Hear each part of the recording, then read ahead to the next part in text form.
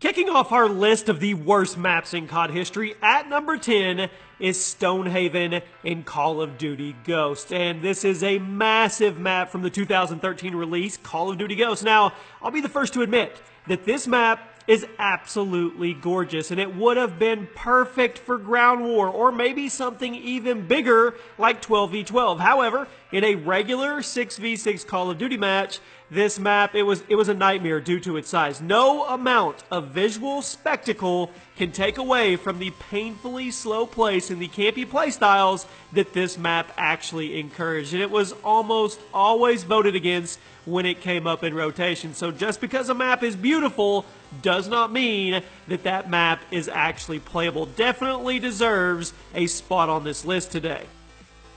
At number 9, we have Drone in Black Ops 2. Despite the fact that Black Ops 2 is a fan favorite game, it's had its fair share of awful maps, and Drone is perhaps the worst of the bunch. Drone is a pretty large map with 2 lanes full of corners and cover in crowded areas, and then you have the middle lane with absolutely no cover where the snipers would go just to kill each other over and over again. The map looks pretty cool, but it plays terrible as the flow is all over the place due to the varying areas. At number 8, we have Wasteland in Modern Warfare 2. This map is a bit of a mixed bag as it plays out pretty well as long as no one gets any kill streaks. It is a sniper's paradise, and the bunker in the middle of the map makes for some pretty intense close-range engagements. However, the hate that this map gets comes from the kill streaks. Because the map is so wide open, there is pretty much no way of avoiding a Chopper, Harrier, or AC-130, and if someone gets started on those streaks on this map, it was only a matter of time before they got the infamous game-ending nuke. At number 7, we have Overgrown in Call of Duty 4. This large map was introduced in COD 4, but also saw returns in Modern Warfare 2 and Modern Warfare Remastered. While Overgrown is heaven for snipers, it's hell for pretty much anybody else, as it's full of long sight lines and head glitches for people to lock down objectives from seemingly miles away. Because the map is so sniper heavy, it is often leading to people just camping in the buildings until the map ends, because they know the second they peek out, they are going to get popped in the head. At number 6, we have a very, very new addition to the Call of Duty universe, Gustav Cannon in Call of Duty World War II. Easily the most hated map in this newest Call of Duty title, Gustav Cannon is a massive map. Much like Stonehaven, it would have been great for ground war, but in a standard 6v6, it is painfully slow and campy. Plus, the way the spawns work on this map are an absolute nightmare, as a sniper in the center of the map can basically spawn trap the entire enemy team. At one point, Michael Condrey himself even joked on Twitter about banning cheaters to a Gustav-only playlist. And you know the map is bad when the head developers acknowledge it.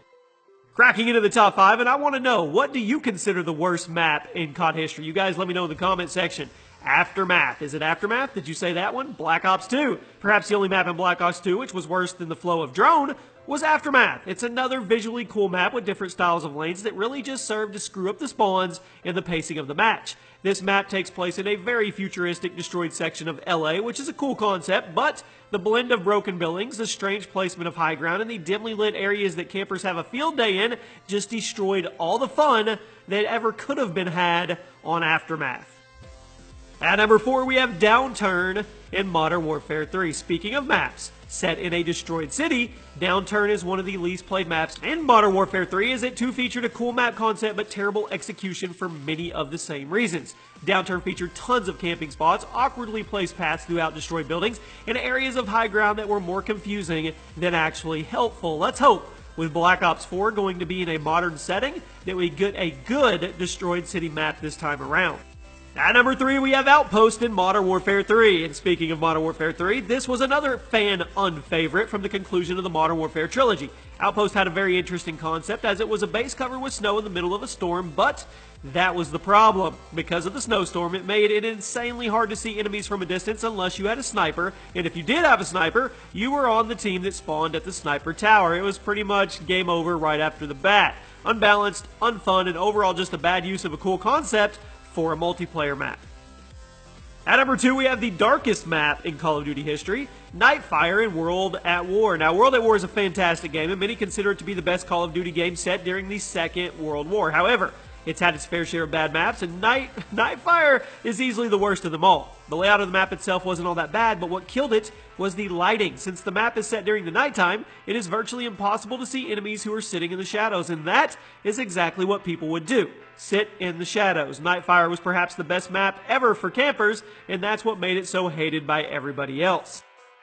And finally, there was never a doubt in my mind when we did this list what was going to be number one.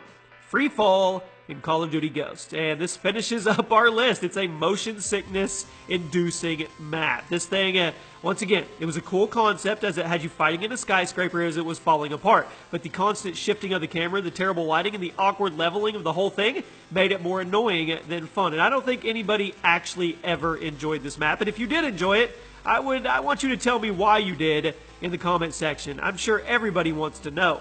And there you have it, my friends. Those are 10 of the worst maps in COD history. You let us know where we got it right, where did we get it wrong, what maps did we leave out that deserved to be on this list. My name is Chaos. This has been another episode of Gaming Facts by Gameology, and I'll see you guys soon.